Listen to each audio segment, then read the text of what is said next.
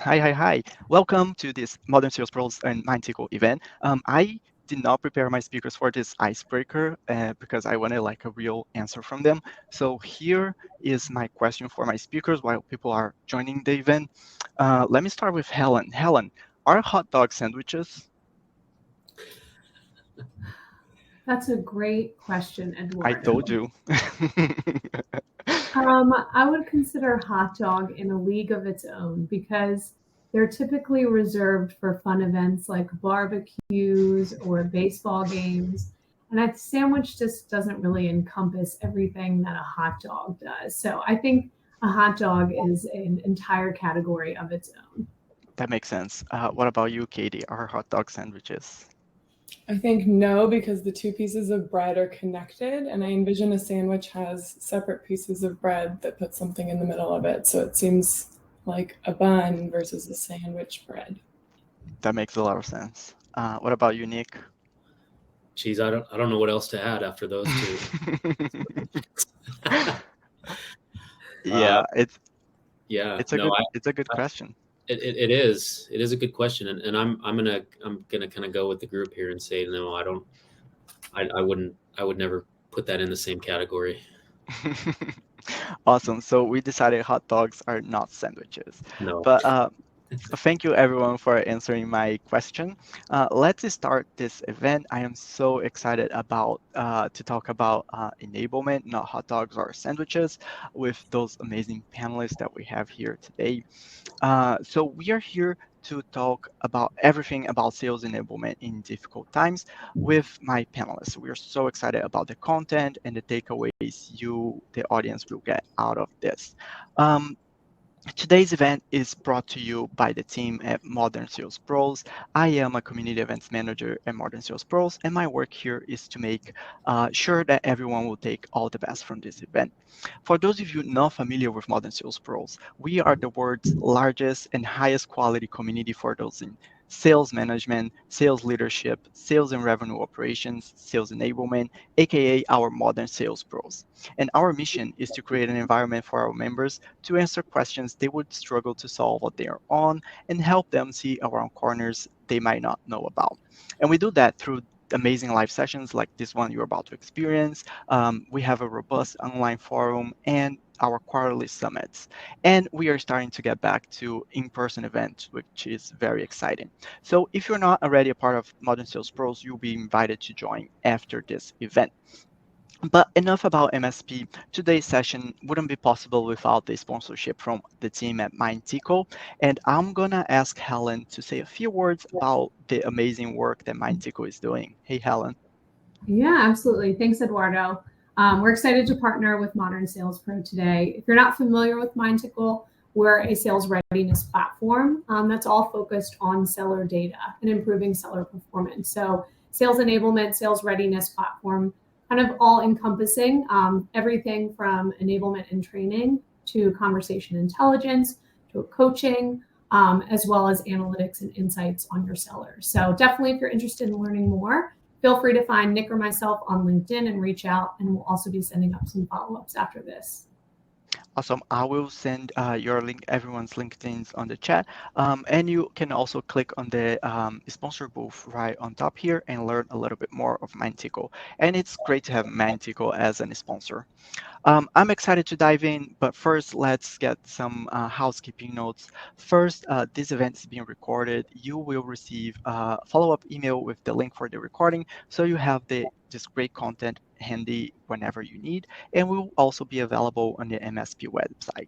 And second, if you have any questions for the panelists, please drop your questions in the Q&A function on GoCast, and then we will make sure to answer your questions during the event. I was talking with the panelists in the backstage, and they were saying that they love answering questions. It gives them life. So let's give them this pump for them to go through the week. It's only Tuesday. We have a great week ahead of us, so let's send them a lot of questions so they're energized for the week. Let's hear from our panelists now. I'm gonna pass the mic to Helen. She will be our moderator today, and she will introduce herself and kick things off with the panelists. Helen, you can start. I'll be back at the end for some outro notes, but the show is yours now. Great. Thanks, Eduardo. Hi, everyone. I'm Helen Waite. I'm a Senior Product Marketing Manager here at Mindtickle, and I'm excited to talk about, which I think is a very critical topic right now when things go sideways, and how enablement can help keep you on course. And with that, I'll pass it on to Katie. Hi, everyone. My name is Katie Van Himsen, and I am a Senior Enterprise Sales Enablement Manager at Outreach, which means I work with our upmarket, specifically enterprise and strategic account executives, on all things related to decreasing ramp time, improving rep efficacy and role, all things enablement. So I am here to chat with you around enablement, things are going sideways, just like Helen said. Over to me, I'm assuming. Cool.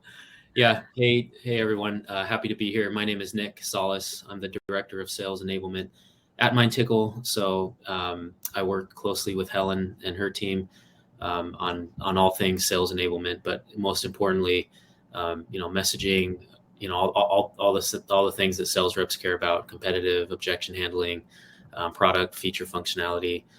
So I look after the sales portion of it. We have people who look after other revenue-facing teams, but I'm focused solely on the sales side of it. So with that, we're going to kick it off with our first topic of the day. And what we're going to cover today, so what you can expect from this session is we're really going to be talking about the times of today, how things are changing.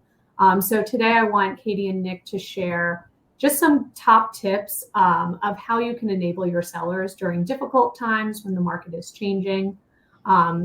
Best practices around pivoting. I know a lot of things are changing very quickly in the market. Likely your product messaging may be changing. So how can you get that out to your sellers in an effective way? And then we'll kind of wrap it up with balancing the competing needs of your internal customers. You're getting a lot of requests as the enablement leads of, I need sellers to know about this. And there may be different departments who have all of their own internal competing priorities, and they need to get it out to the sales team. So how are you balancing that and kind of prioritizing what you're going out to the team? So with that, we can start with our first topic. So first, I want to hear from Katie. What are some of your top tips for enabling your reps and getting messaging out in the field during tumultuous times, during difficult times? Yeah, well, in times like this, it's all about doing more with less. We have to make the most of the resources we have on our teams and make sure they're well equipped to tackle anything that comes their way. And so at the highest level, it's about increasing the depth and breadth of your sales team's expertise. And an example of that is if you think about a company that I worked with recently that went from single product to platform. We have a platform that we can sell now all within a year. And we have a set team that is perhaps really skilled at selling that one product. And we need to be able to do more with less internally. We need to be able to sell our platform. We need one rep who can sell a platform, which will be a much more effective sale than two reps running around selling one product. And so spending time and making sure that our reps are able to tell a platform story and putting a program around to dive in on that has been really critical in some of the work I've done. And so thinking about those opportunities to make the most of your resources. Maybe it's not telling a platform story, it's something like that, but you identify those opportunities in your business to help one seller be as effective as two, and then go from there with your enablement program around it. Yeah, absolutely. I think doing more with less seems to be a theme that we're all seeing. Have either of you benefited from having sellers learn from each other as well? Maybe using best practices around seeing where people have found success and getting that out to the team? Yeah, I mean, we, here at Mindtickle, we try to use our conversational intelligence analytics and recordings to share out best practices like that. And, it makes it really easy for us to, to call out things that are working really well and helping the team kind of, giving them an avenue to replicate some of the things that are working, right, that are helping our opportunities progress. And we meet at least once a week with the sales team with the end goal of being able to, because we all know that collaborating and like idea sharing, crowdsourcing with it, using Zoom can be a challenge. Cameras go off and people mute themselves, and you don't know like who's making a sandwich or who's sitting in front of their, or a hot dog, I guess, depending on what you want to call it. It's challenging, right? So trying to get the highest level of engagement, through Zoom while making it as relevant as possible is important. Yeah. And as things are changing so quickly, how are you using some of those field insights to help your sellers learn? Because they may, I think in these times, we're hearing different things from our prospects than we were potentially 6 months ago. So talk about just ways that you're able to use field intel to kind of inform future strategy and change with the times. So you make sure you're kind of keeping a pulse on your prospects' concerns. I can share a little bit about how we have been doing that at Outreach.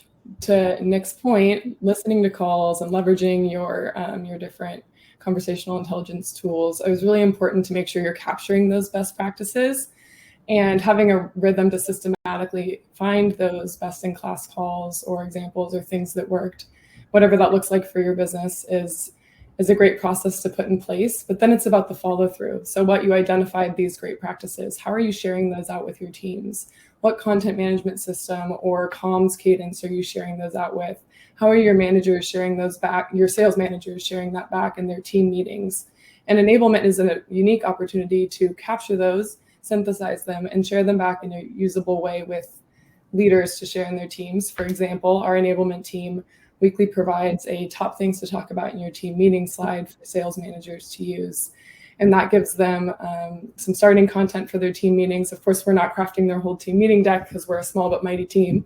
And they know their teams best, but they're able to take that thought starter and then tailor it to their audience and make sure they're having effective conversations and making the most of those learnings that we've had in the past week. Yeah, we've been doing something kind of similar. I really like that idea of top things to talk about.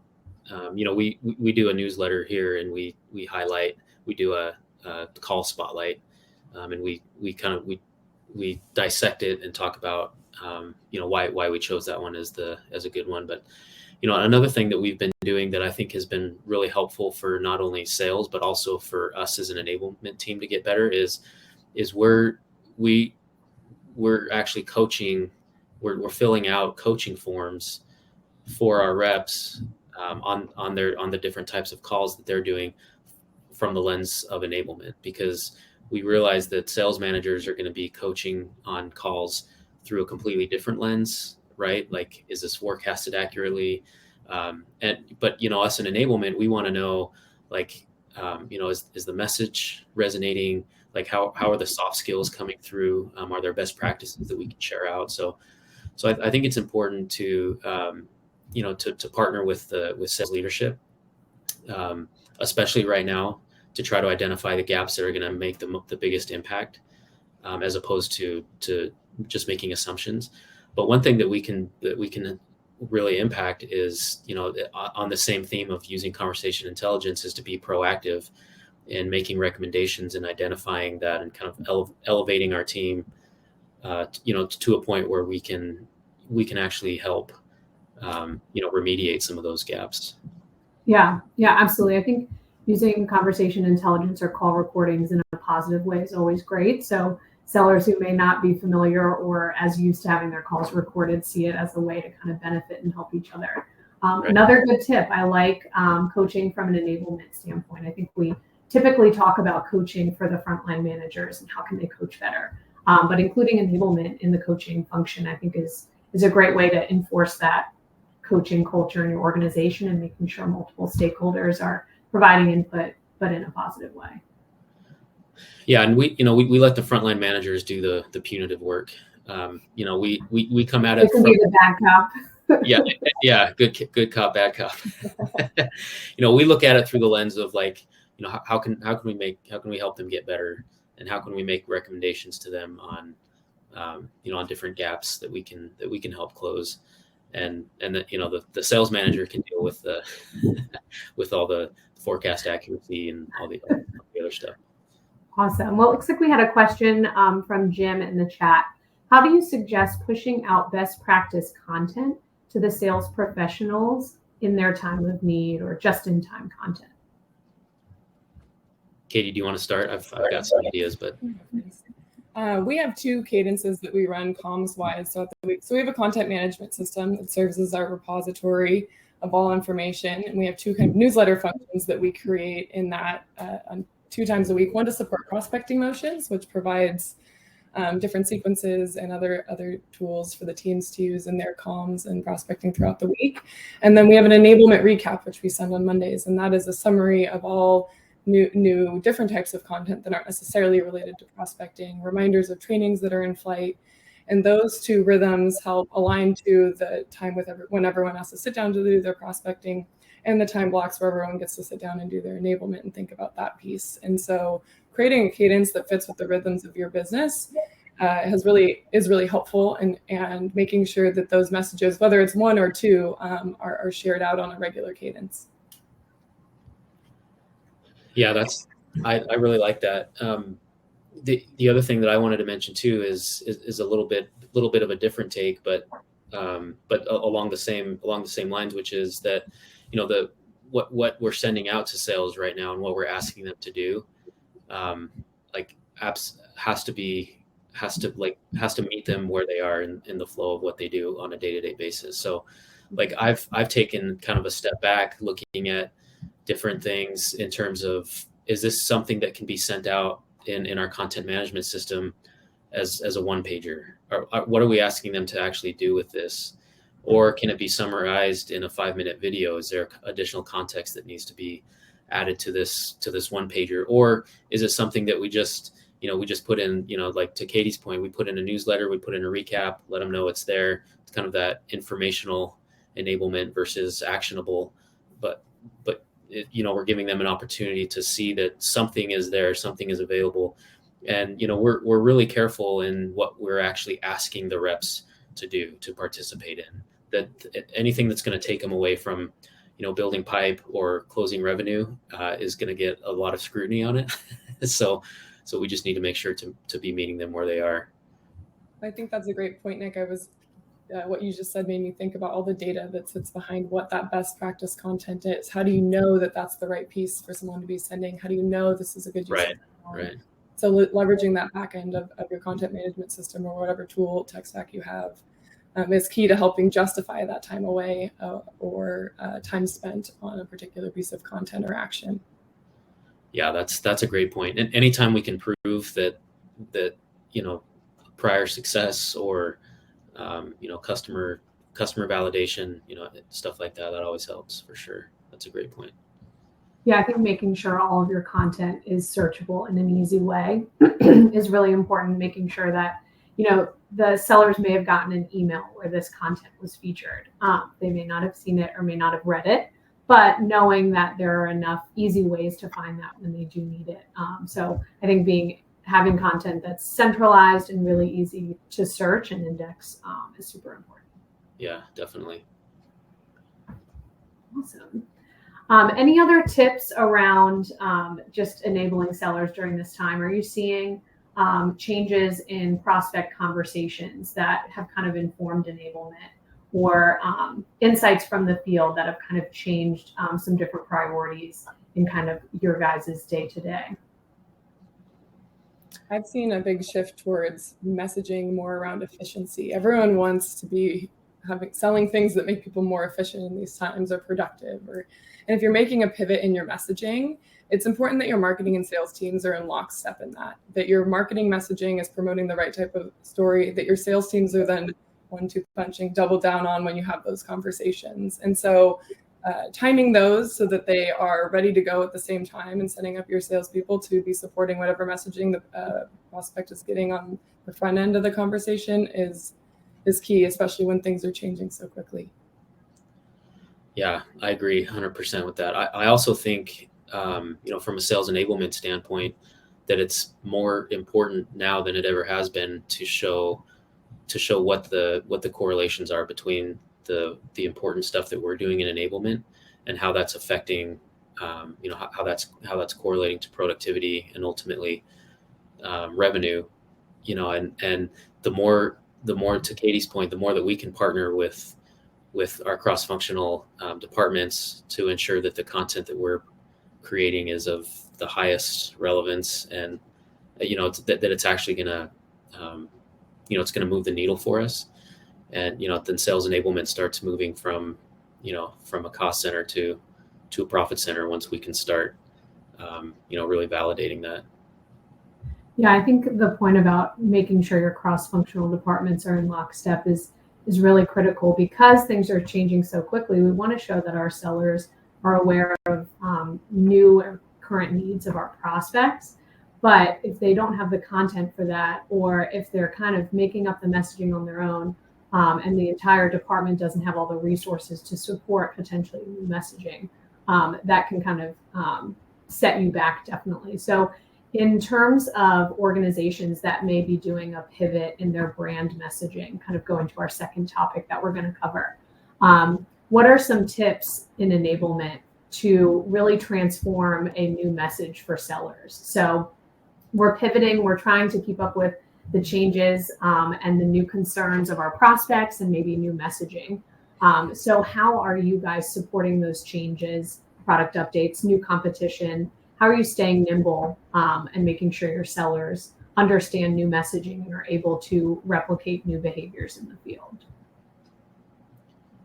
Go ahead, Katie. Okay. Well, I think messaging coming at reps, among a million other things. I read a stat recently that said over half of sales leaders have rolled out a new process in the last 120 days. I think that was in a Spec article I read. And think about all those new processes we're rolling out on top of just messaging. And so it's increasingly important that we minimize the cognitive load that we are putting on our teams. And cognitive load, meaning our reps can only hold so much in their brains at once. And if we're throwing a million things at them, they're only going to catch 10. And so prioritization is key, but also figuring out how to attach new things to old things. And by that, I mean, think about if you're launching a new demo because your messaging has changed. You're going to launch 3 new demos. Is there an opportunity to roll them out in one time, so they're learning all of them at once, as opposed to putting one out, changing your messaging, then putting out another one, then changing your messaging? Be thoughtful about how you're distributing the information to the teams, because they're going to only be able to consume a bit of it. And so being tactical in particular about when you choose to launch things, how many iterations you go through, show them the final product, not V1, then V12.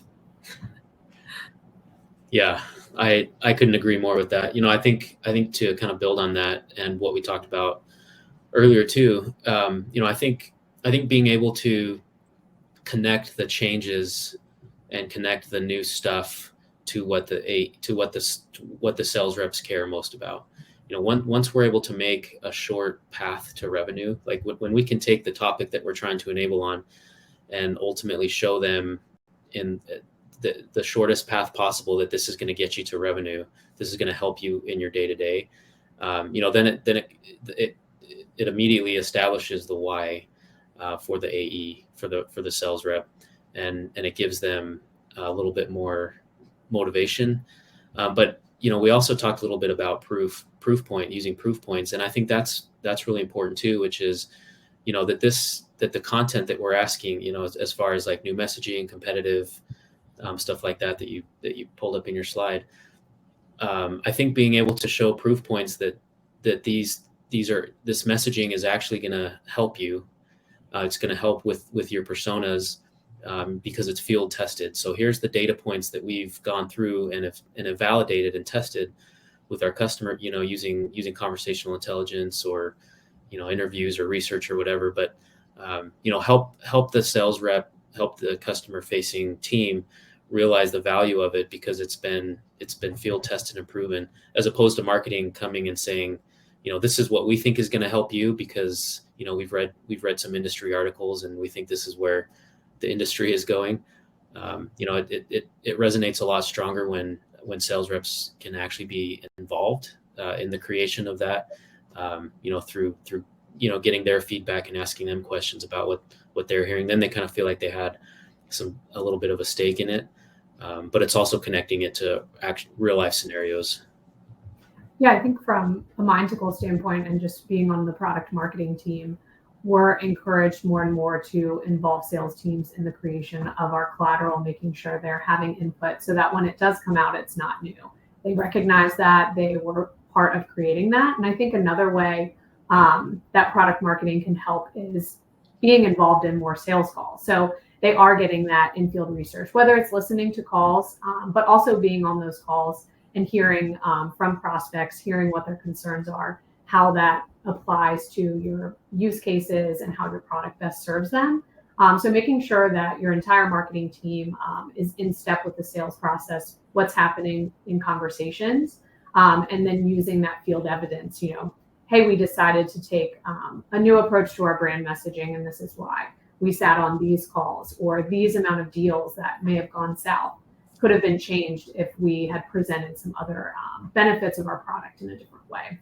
So I think just from my product marketing standpoint, it's been really helpful working closely with our sales team, being open to joining calls or being really diligent about listening to calls so that it kind of justifies those new messaging, and then also having them involved in the process. I know all of our AEs are happy to review content so that when it is rolled out, it's not foreign and they kind of had a play in that in creating it.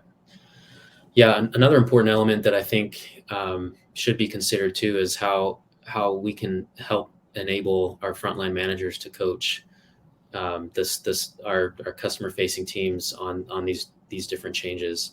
So that we can both in enablement and as a business, we can start driving towards whatever objective we're trying to achieve as a result of this new change. I think it becomes really incumbent on that frontline manager to help us identify, if it's hitting the mark, if the changes that we're trying to make are being validated, and if the sales reps are feeling empowered to take that new messaging, if they're presenting it in a way that was intended, or if the prospects are taking them down a different path that we need to start thinking about and enabling on. I think coaching becomes a big part of that. I love the idea of enabling the managers. I think one of the hardest things that comes up when we try to bake that into our motions is finding the time and rigor around baking that into our launch processes on any page. And that's where the cross-functional partnership comes in. We have to make sure that product marketing is in line with the extra time that's required to do that train the trainer motion ahead of rolling something out to our teams. And I know that in my experience, we've struggled with it all. We move fast and furious as a business, and we know the best practice, and so often it's a challenge to put it into practice. And so ensuring that everyone understands the value of what you just talked about, Nick, within your organization, and why you need to bake that time into the process, and perhaps delaying a launch to the reps by a week so that you can spend that time with the managers. That buy-in is critical to making that process work. I want to talk about kind of validation of new messaging in the field. Is coaching a main way that you both validate that a new product launch or pivot in messaging is actually being implemented? What are some ways that you're validating that, or kind of pivoting and determining if you need to launch more enablement or spend more time with your sellers? Yeah, I mean, for me, it's a combination of coaching and conversational intelligence. I think those give us some really good data points.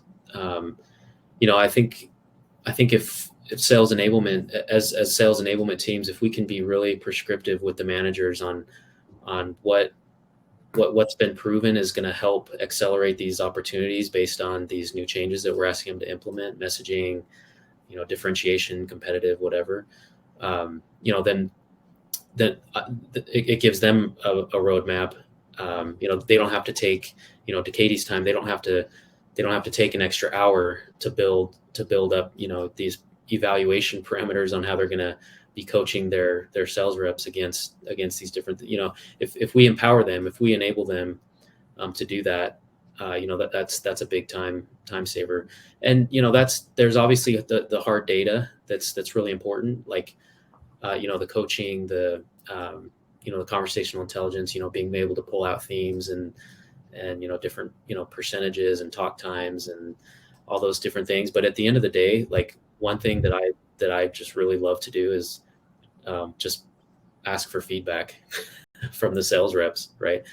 And just ask them, pull a group together and say, is this helping you?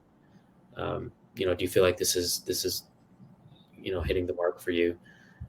You can get a lot of really good feedback by just asking questions that may not have any data back behind it, but it can really help really guide you.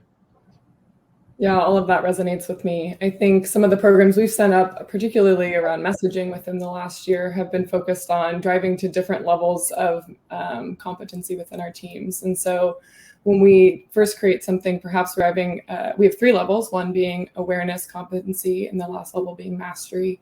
And I would expect if with new messaging, we're driving towards a level of mastery with the teams are not only aware of the information, and we expect a certain level of delivering it in the field when they have that level of awareness, but then when they're competent in it, we're testing them internally. We do some practices, they're getting feedback from their managers on how they're delivering that messaging. And it's really when we hit the mastery stage where they're uploading calls and sharing back to their managers for in the field conversations and getting feedback on that. And with a set scorecard that we provide the managers, we're able to get data on what didn't necessarily go so well, but not just in one call as a trend, right? We're making a number of field calls as a group.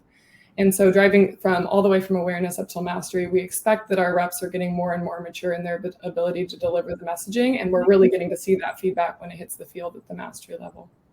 That's interesting, like different indicators of telling where they are in how confident they are in the messaging. So once they're starting to share calls and collaborate with their teams, that's when things are ticking with them. They're able to kind of transfer that new knowledge into execution in the field.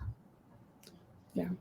Yeah, I especially like the idea of tying it to specific competencies, because then over time you can hopefully start seeing, it sounds like, Katie, you have a very prescriptive model for that, for the competency progression, which I think is super cool, because over time we're implementing something like that here as well, something very similar, and we're hoping that over time we can start seeing competency progression based on the most important competencies that we're trying to drive around new messaging, because our message changes a lot, and so we need to be on top of that, and that's a competency it's a super important competency, right? So that's a good call out. Yeah. I wanted to talk a little bit about reinforcement. So you've had that big brand message launch, you've had that new product launch, and then what happens after? What are some key elements of reinforcing that messaging in addition to some of the coaching, but just kind of continuing to give sellers that information? I think about the 3 steps, launch, reinforce, and then sustain. When you're talking about that middle step there of reinforcement, not to harp on managers once again, but that really is where it comes into play. We provide our managers with something we call meeting in a box, which is if we do a big launch, we build kind of a programmatic playbook for them to run different activities with their teams. That's much more in depth than like the top 3 of the week. And there's specific activities around, okay, let's role play this scenario, or let's practice this. And their managers are able to tailor it most to their segments. And by providing kind of prescriptive activities, if it's we did a quarter-long program recently, and we had then 5 weeks of reinforcement activities following a training launch that the managers were running. And we were continuing to use that as a feedback mechanism, but also as a way to make sure the conversations stay top of mind, and they were getting opportunities to practice on top of continuing to share content in our recap and newsletter comms week over week. Yeah, I think having paths, remediation paths as far as the competencies are concerned, I think is really important. So not only identifying, as part of the reinforcement, what's sticking well and what's not in the application in the field, but also being able to remediate that through content, through role-playing sessions, through coaching. One thing that we've had a lot of success here and that tends to go over fairly well is scenario-based reinforcement, where the sales enablement team, we're able to build or almost recreate actual scenarios that happen in the field using conversational intelligence. We can pull out some of these conversations, and we can rebuild them into these scenario building, or into these different scenarios, and kind of let the seller role play against that, and kind of see what path they would take. And that's been really helpful for us in being able to identify competency levels out in the field, and for the frontline managers to be able to suggest remediation paths. But again, it's beneficial for us too, obviously, in enablement, to be able to see if the original enablement that we pushed out, how well is it, on the reinforcement side, does it seem to be sticking, or maybe we need to take a step back and do more sessions, or some live enablement or whatever. But it helps us kind of reevaluate our original enablement. I love that scenario idea. I think that leads you right into the sustain motion, where you pull those scenarios into onboarding and pull it forward for the reps, so everyone comes in at the highest level possible and is able to tackle those from the get-go. So I think that's a great idea. Yeah, role plays are always tricky, but I think in my experience, the best way to implement the role plays is to not make up scenarios that we think or that we're assuming that the reps are encountering. If we're able to pull that from listening to calls, it becomes a lot more relevant. Yeah, I think in those planning stages of launching new messaging and enablement, making sure you are considering the remediation, or what is our plan for the reps who just aren't grasping it or who need a little more help. So making sure pre-planning content that's a little different from what you've been launching. I think that's a good tip as well. Yeah. Okay, we have a question from Timothy. If you could package a message to new startups about being proactive and launching enablement as soon as possible, what would be your message?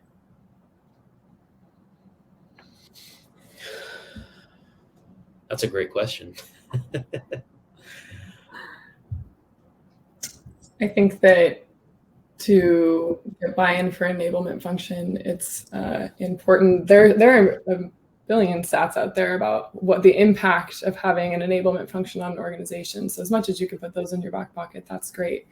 But I think I view enablement as the organizer of the chaos and the keys to prioritization. And so when you are a startup, there are 5,000 things you want to be doing on a daily basis. And this goes back to all of those could land in your customer-facing team's laps, and they say, I don't know what to do with this information. That's what enablement helps you do. It helps you sit down and say, okay, these are the top priorities. We act as gatekeepers, but not gatekeepers, of information filtering down to the field to make sure that the information and tasks that they're focused on are the highest priority for them. And you do that by starting with the top line initiatives of your organization, giving enablement a seat at the table to have those conversations, so that enablement is able to bring all of those hopes and dreams that you set out in planning to life, and make sure that the team is only focused on those highest priorities. So get some data in your back pocket, and figure out how to describe enablement as a strategic function, as something that brings everything everyone else wants to do to life.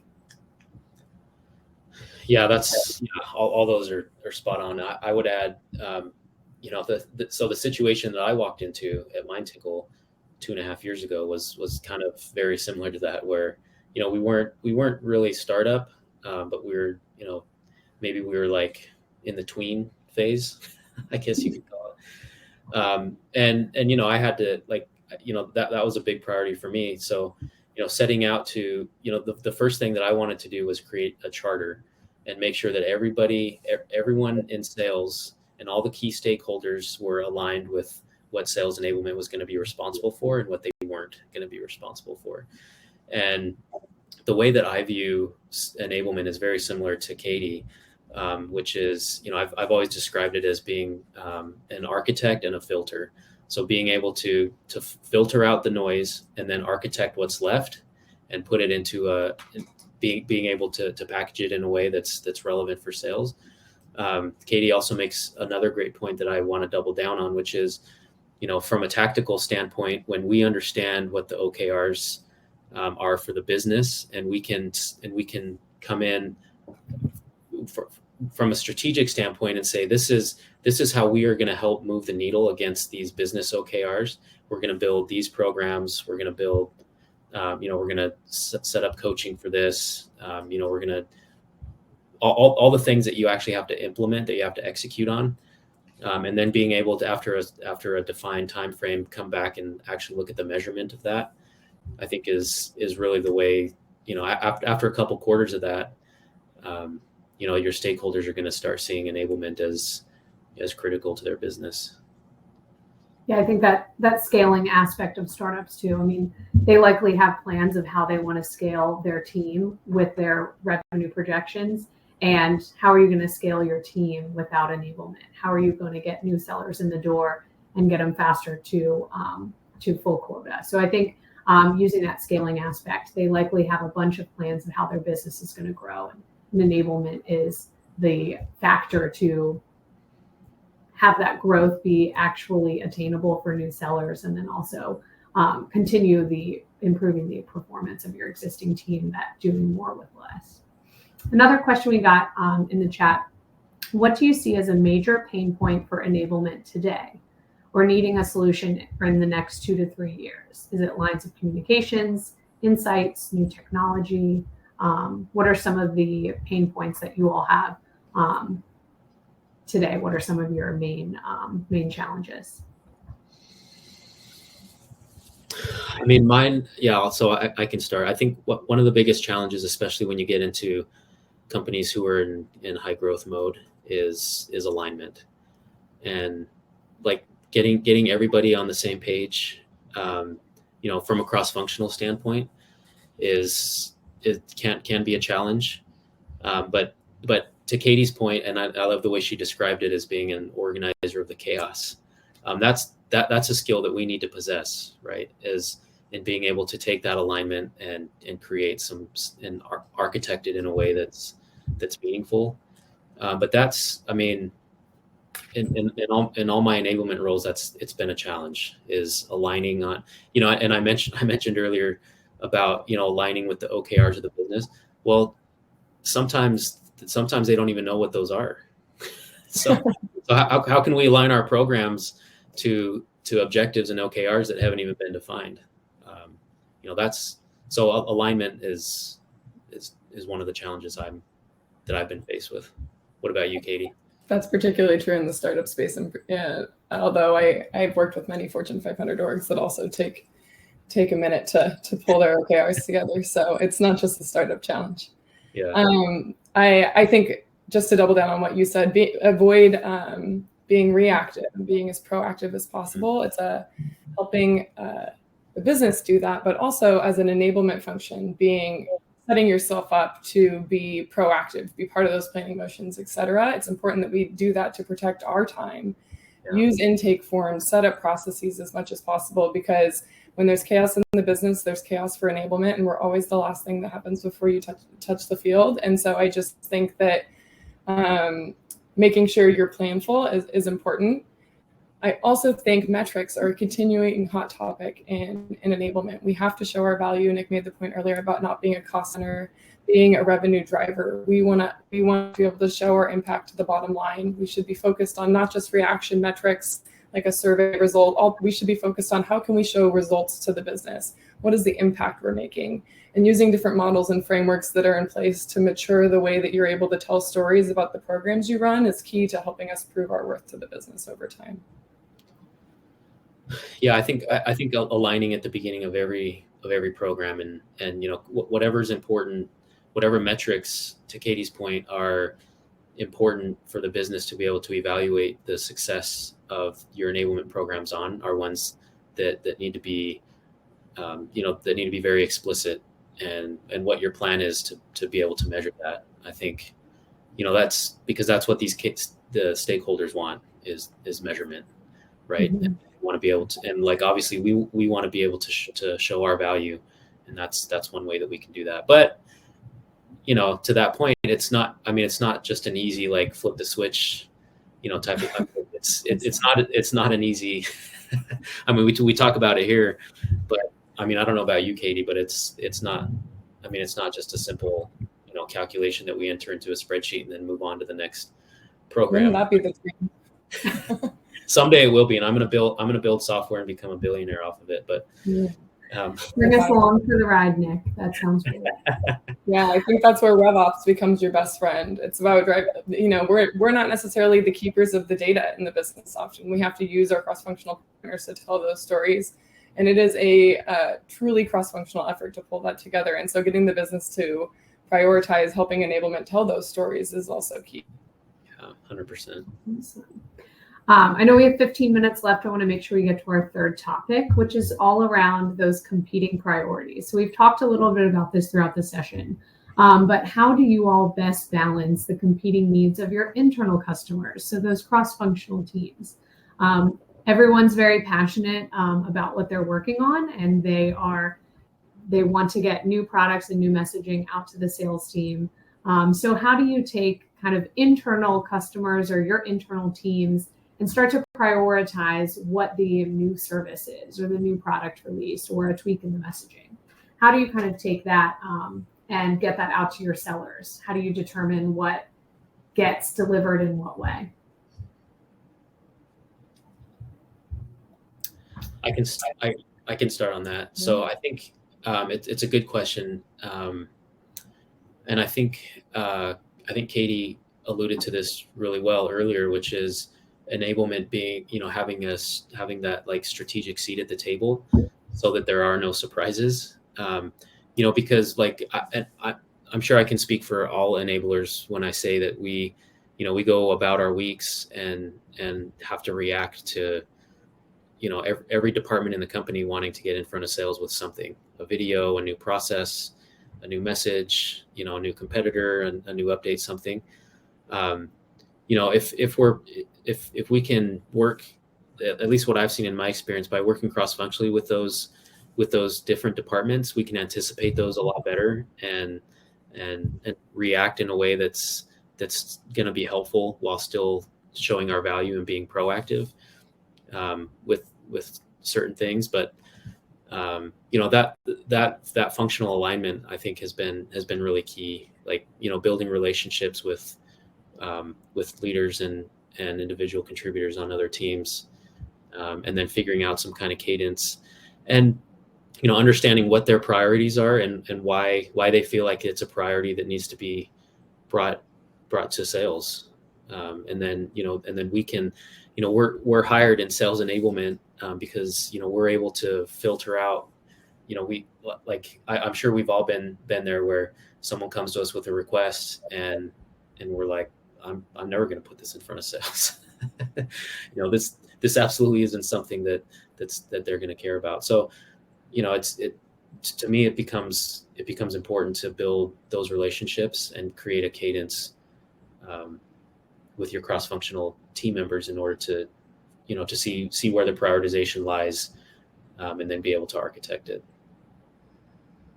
Yeah, I heard once that you shouldn't say we can't do that or we aren't doing that, but we're focused on this priority right now. And that's and you get to be able to say that because you have identified those priorities within the business. Right. We, within the last year, launched a calendaring process, which is a whole ordeal within itself, but it is aimed at this point, providing a quarterly view of all the enablement activities we're focused on, to our sales leaders, and a month-by-month view to our reps. And those are trickled down from the OKRs that are set at the top of the year. And we do a prioritization exercise with our sales leaders to make sure that they're bought in and we're delivering on the needs for their teams, after collecting all of the things that we think need to be launched in the next quarter from cross-functional partners. And we lay them out all on the table, and we talk about, okay, these are the top priorities. And for the top priority items, we focus on what level of learning do we need to get to the teams on this? What are we expecting as an outcome of the teams to do based on that? And if the answer is, oh, they just need to know to go click this button to fill out this form somewhere, then perhaps you need to spend about 2 seconds on it in a newsletter in the week, and it's not a full-blown walkthrough. And that's setting up those kind of structures help give you the ability to make that pushback. Also, don't place enablement as the decision makers. We're not. We're the ones that share that information. We're the ones that filter that information, and we provide the framework for the decision makers to make those decisions. aligned to what the business said was important. And so putting structure in place is quite helpful for us in terms of being able to prioritize and push back and set expectations so that others are able to reflect those priorities in their areas of the business as well.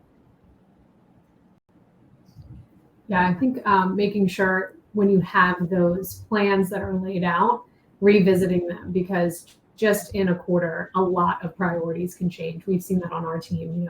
We need to focus on this because there was a merger. So I think making sure that you're setting out those plans. I know Chris and our team work really closely together and meet regularly so that we're continually updating, because we all know we make plans and most of that is going to change within a couple months. So making sure you have those regular cadences and touching base with different departments to check in on those priorities and make sure they haven't changed. Someone once said that, I think it was one of our sales leaders, says you could set the plans and you can only solve for that at the top of the quarter or the month, and then having things change less is a whole different problem to solve for. Yeah, that's very true. Awesome. Looks like we have some questions. If you have any more questions, just enter them in the chat and we'll get them answered kind of in our last 9 minutes here wrapping up.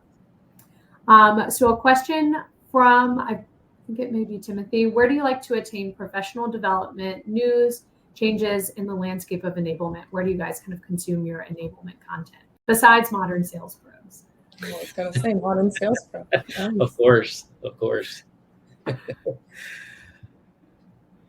There are lots of different areas. Go ahead. Okay. There are lots of different areas to read, but I think one of the things that most beneficial for me has been networking with peers. There's some really great organizations that allow for that. There is even a Women in Sales Enablement group, which I found really beneficial with a lot of local chapters. And so learning from others, because we are a pretty nascent space. We're new and we are defining the way that things move forward. We're defining these frameworks for the first time. And there's some really great books and thought leadership out there, but it's being written by your peers. And so spending time getting to know different people in the industry and learning from one another is that will lift each other up in this process. Yeah, I concur. I'm part of 2 different external Slack groups that are just focused on enablement. And there's no agendas in there or pitches or anything. It's just purely like, let's help us all get better at our roles. So that's been really helpful. There are a couple organizations that I've seen that are starting to pop up with like actual certifications, which I think is interesting. We'll see how those play out. But because no one goes to school to be a sales enablement practitioner. So, to Katie's point, we're all, on the job learning. I don't think you can replicate that in a book, but there are a lot of like the Sales Enablement Society, like if you can find your local chapter, and start collaborating with people who are local, see if there's actual chapter meetings that you can go to. I know a lot of them, at least ours, we're doing, we've done some in-person stuff in the past, and that's always been really beneficial. Yeah, definitely using your network. Looks like another question, based on your experience, what are some metric examples? And I believe that may be referencing kind of how you're measuring sales enablement. What are some OKRs that you both have, and some metrics that you're focused on to kind of prove that impact of enablement? Mm-hmm. So for us, one of the biggest things, and we could do a whole nother hour-long session about metrics. 7 minutes. Yeah, no, it's a great question, and I'm glad you posted it. One of the things that we look at is, and Katie talked about this a little bit too, but one of the metrics that we want to look at is competency progression. So we want to take our competency framework and we want to pull out what the priorities are for the sales leadership, and we want to use our content to be able to track how it's measuring against the competencies. And again, not an easy thing to do. It is doable. There's software out there that can help facilitate that. But ultimately, coaching forms and being able to put together different levels of certifications and assessments, those type of metric, getting a baseline and then tracking over time. That's one of the biggest metrics. And then taking that a step further and being able to correlate that to business metrics. So what time to first deal, quota attainment, conversion rate, ASP, those types of things. When we can start making those correlations, it tells us a more holistic picture of how enablement is affecting, what the revenue leaders care most about. Mm-hmm. Yeah, all of those are great. I think thinking about a way to structure your storytelling around different metrics is also important. We use the Kirkpatrick model, and we think about reaction metrics, as I mentioned previously, all the way up to the results and calculating that business impact ROI, which is conversion rates, attach rates, et cetera, if we're launching a new product, for example. And we'll set out what are those 4 layers at the start of a program that we want to be saying between reaction, learning, behavior, and results. What are the metrics we're striving for? And the further we get along in our program, the more we're able to populate out that framework and fill it out over time. And that's for an ongoing program or a product launch. There's also a whole other can of worms that you open when you talk about onboarding, thinking about time to first activity, time to first meeting, time to first deal close, time to hit quota. All of that are things that we can get a baseline for, which is where you need to pull in your RevOps partners to help you tell that story and establish that baseline. But then you're able to build on those and show the impact of your program over time. Yeah, I always view it as like, what's our quota? What's sales enablement's quota? Can we look back at the quarter and say that we hit our quota? And if we can look at, if we can take those metrics to Katie's point and tell a story around it, then it becomes a much easier quantifiable story to tell. Absolutely. Well, thank you guys so much. I really appreciated our time today. Eduardo, do you have any closing thoughts for us? Hi everyone. Thank you for this. This was amazing. Thank you, panelists, for the amazing knowledge that you shared with us today. Thank you, the audience, for the amazing energy. We love the questions. I know the panelists will be very happy going through the week with knowing that they answer your questions. We can wrap things up over here for now. But first, I want to say thank you for the amazing Mindtickle for sponsoring this session with us. They're doing great things. Be sure to check them out. And thank you also the speakers for providing this great content. And once more, the recording and key takeaways, which are a lot of key takeaways because they share a lot of knowledge with us today. This will all be available to you on our MSP website, and we will send you a follow-up email soon with links and everything that you need to know from this session. Panelists, do you want to say goodbye to everyone and join me backstage so we can hang out? Oh, hanging out backstage. All right. Right. Sounds good. Exclusive access. Right. Bye, everyone. Stay safe. I'll see you next time in our next MSP event. Let's go backstage and hang out. Bye. Bye.